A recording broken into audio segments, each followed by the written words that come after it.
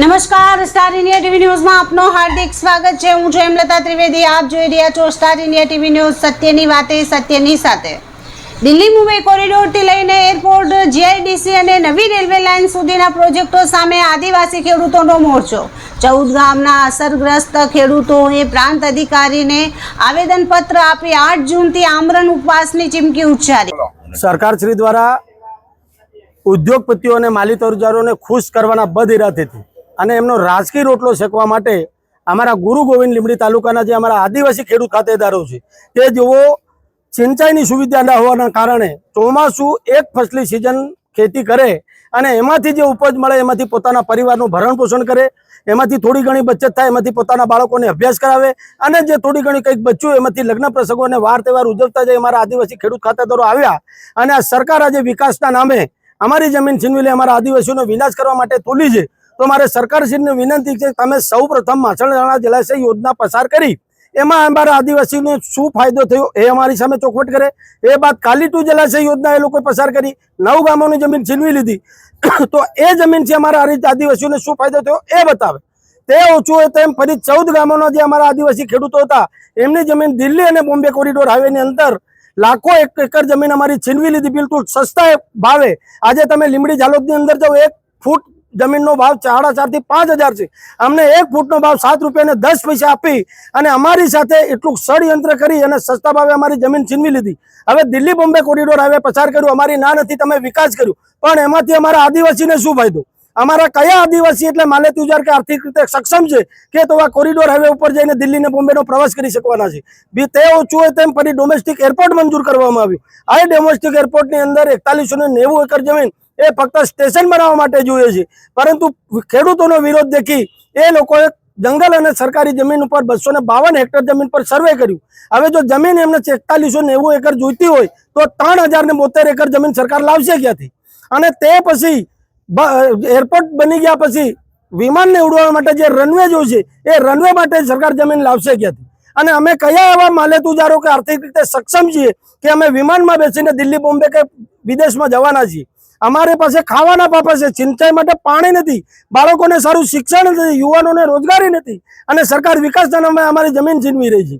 એનો વિરોધ કર્યો તો હમણાં નવીન જીઆઈડીસી મંજૂર કરવામાં આવી કે સ્થાનિક લોકો લેવલે લોકોને મજૂરી મળી રહેશે। દાહોદની અંદર રેલવેનું કારખાનું બનાવવામાં આવ્યું, 10,000 લોકોને મજૂરી આપવાની વાત કરી હતી, આજે યુપી બિહારથી લાવીને લોકોને નોકરી આપવામાં આવી છે।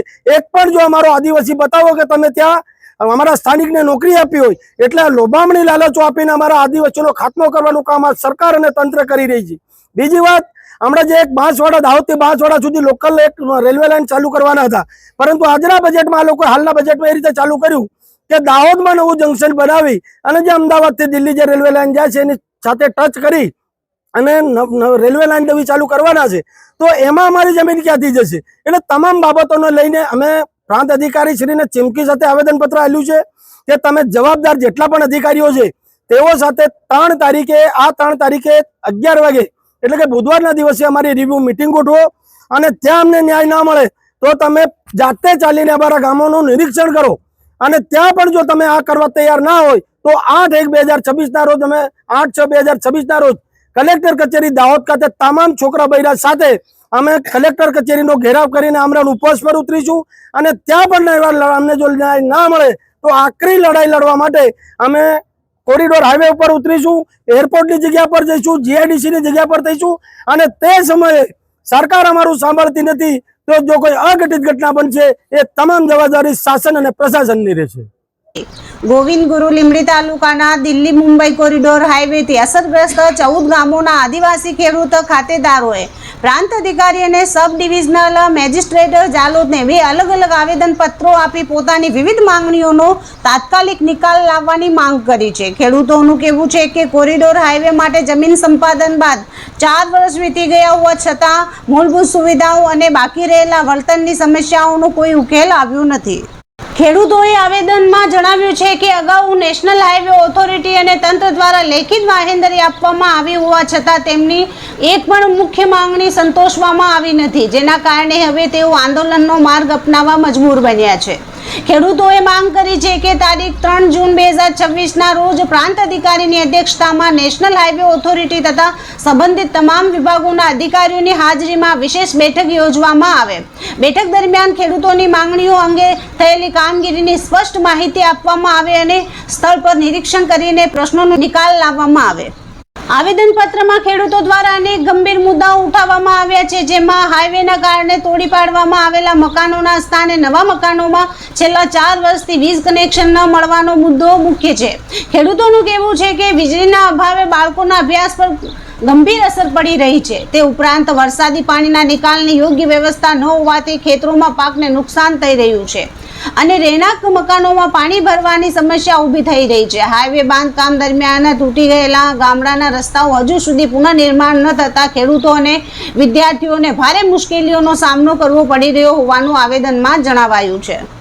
ખેડૂતોના જણાવ્યા મુજબ વસ્તી ગામ ચારે બાજુથી હાઈવે વચ્ચે ઘેરાઈ જતા ચોમાસામાં ગામ બેટમાં ફેરવાઈ જાય છે. ગામ બહાર જવા માટે પૂરતી વ્યવસ્થા ન હોવાથી લોકો જોખમ વચ્ચે અવરજવર કરવા મજબૂર બને છે.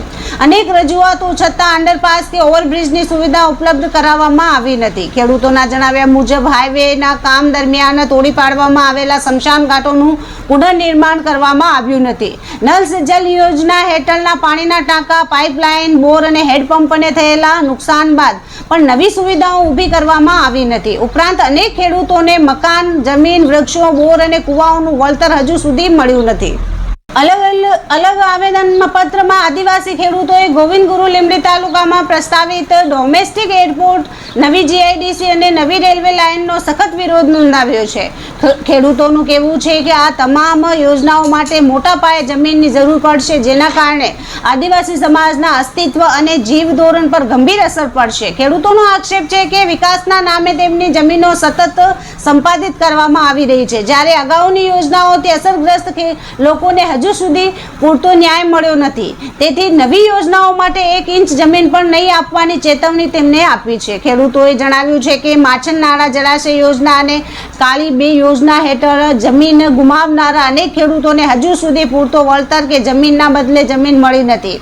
આવા જૂના પ્રશ્નોનો ઉકેલ લાવ્યા વગર નવી યોજનાઓ અમલમાં મૂકવી યોગ્ય નથી. ખેડૂત આગેવાનોએ ચેતવણી આપી છે કે જો તારીખ 3 જૂન સુધી તંત્ર દ્વારા સ્પષ્ટતા કરવામાં નહીં આવે અને પ્રશ્નોના નિરાકરણ માટે અસરકારક પગલાં નહીં લેવાય તો તારીખ 8 જૂન 2026ના રોજ ઝાલોદ પ્રાંત કચેરી અથવા કલેક્ટર કચેરી દાહોદ ખાતે અસરગ્રસ્ત ખેડૂતો દ્વારા ઉગ્ર આંદોલન અને આમરણ ઉપવાસ શરૂ કરવામાં આવશે. ખેડૂતોએ જણાવ્યું છે કે આંદોલન દરમિયાન કોઈ અનિચ્છનીય ઘટના બને તો તેની સંપૂર્ણ જવાબદારી સરકાર અને પ્રશાસનની રહેશે. Star India TV news, Jhalod reporter Pankajbhai Pandit, જિલ્લા દાહોદ.